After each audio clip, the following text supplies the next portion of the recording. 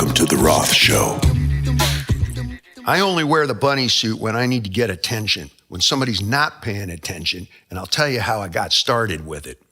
I was working with a producer who decided that he was an Eddie man and not a Dave man. That happens a lot of times. I get a lot of haters. It's sort of like the most famous personalities. 50% of our audience watches us constantly because they hate us. Sort of like being the bad guy in wrestling. I don't take it wrong because it's sort of like hating an action figure. You hate G.I. Joe. Well, we used to have those kinds of conversations. Anyway, producer says to me, I can't come down today. It's Super Bowl day. I says, well, I got to go to the studio because you guys have froze me out for the last 4 days and I haven't written any lyrics. It's important to write lyrics. Last I looked, people sing along with the words. It's just a thing. I'm looking forward to getting down there at the studio. I'm going to Henson, famous Henson studio. Fariel, I know you're watching you. Henson Studios, one of the most famous studios in history. Used to be A&M Records, Carpenters, Mamas and Papas, Rolling Stones were just there rehearsing for the tour before Mick got laid out a little bit. John Mayer is in there. I'm in there. I think Pharrell passed me by. I didn't want to say anything. I'm a big fan. Yeah. He says, I can't possibly come down there. He's going to give me a little back of the hand. I don't know. Gave him a little chubby. He gave Roth a little back of the hand.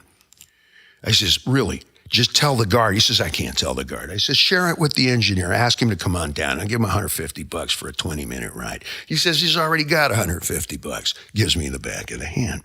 I says, all right, you're going to get the fucking bunny suit. I says, don't make me come down there in the back of my fucking pickup truck with my dog Russ, who also has a custom-made bunny suit.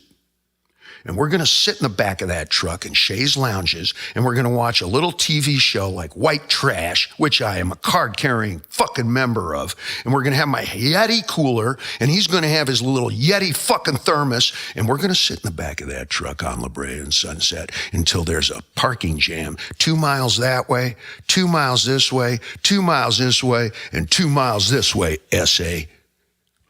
I got in my bunny suit and I got in that truck with Russ in his, and we drove down 110, got on the Hollywood North, and when we got to that gate, inexplicably, the thing was fucking open.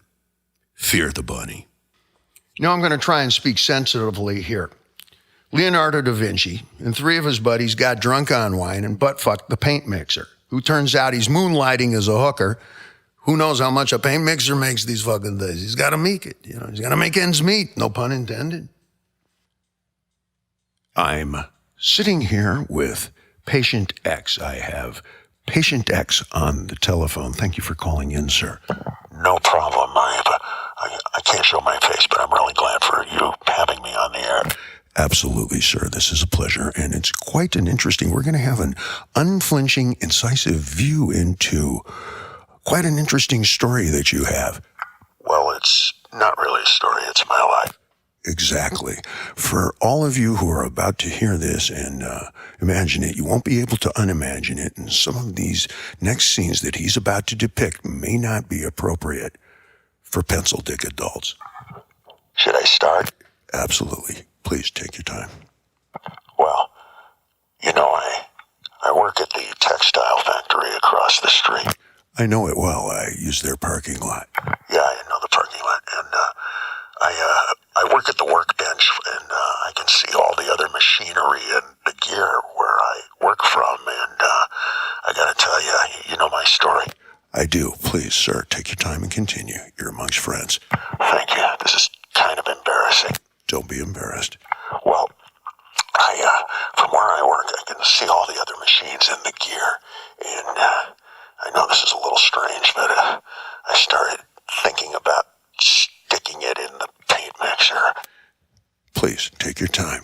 Yeah, well, it replaced all my other ideas. My wife, she doesn't know. She probably still doesn't know. And what happened? Well, I got to work early the other day, and I thought before anybody else got there, and I pulled it out. I'm so sorry, but I walked across the floor, and I stuffed it into the paint mixer. And what happened? Well, I thought I was there early, but the foreman got there early, too. What a fucking mess. Oh, my God. what occurred? Well, freaked the foreman out and fired me instantly. I'm so sorry. I mean, what occurred with the paint mixer? Well, she got fired too.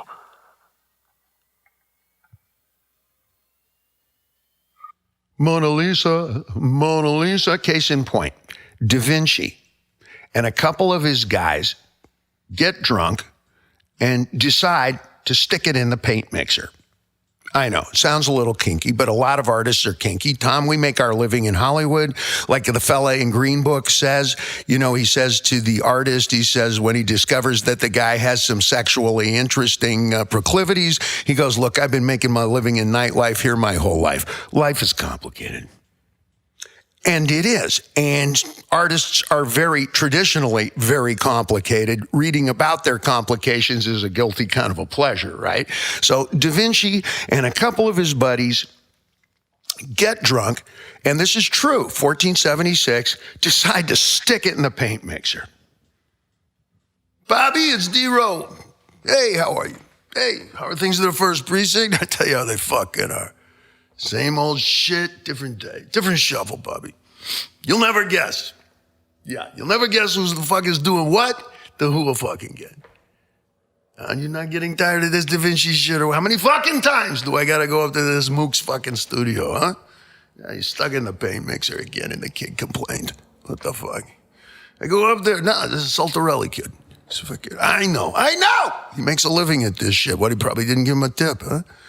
Anyway. At least he's not this mook who's cutting off his fucking parts of his body and sending it to chicks.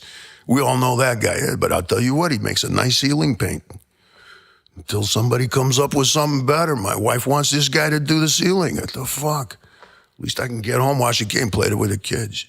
DaVinci. Hey, it's going to be a good song someday. Mona Lisa. Mona Lisa. Say hello to the old lady for me, yo. You have a good Easter? Great. Not me, though. My Easter was a little tough. Some of the farmers innocently spraying paclobutazol on the strawberry fields across from where I live with my kids. It got on some of our food, and one of my kids ate a strawberry with paclobutazol on it, and it killed him. Paclobutazol is something that human beings spray on untested pot to kill each other. I had to tell my kids.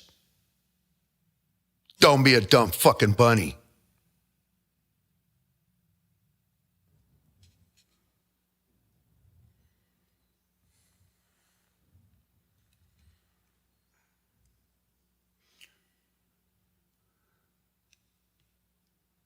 My name is Cosmo.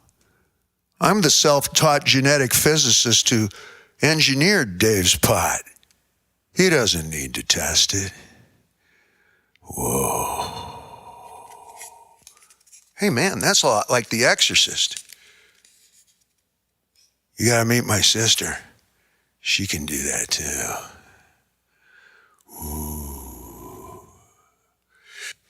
So, this is my friend Bill, Tom. Have you met Bill? You met Bill? Just today, met Bill. Hi. Tom, how are you? Thank you. As you can see, there's been a few changes in Bill, if you knew Bill before. He was a reasonable human being, but now Bill's a robot. And Bill, can you tell us why you have become a robot? Oh, absolutely. Bill, sorry. And Bill? Yeah, oh, sure.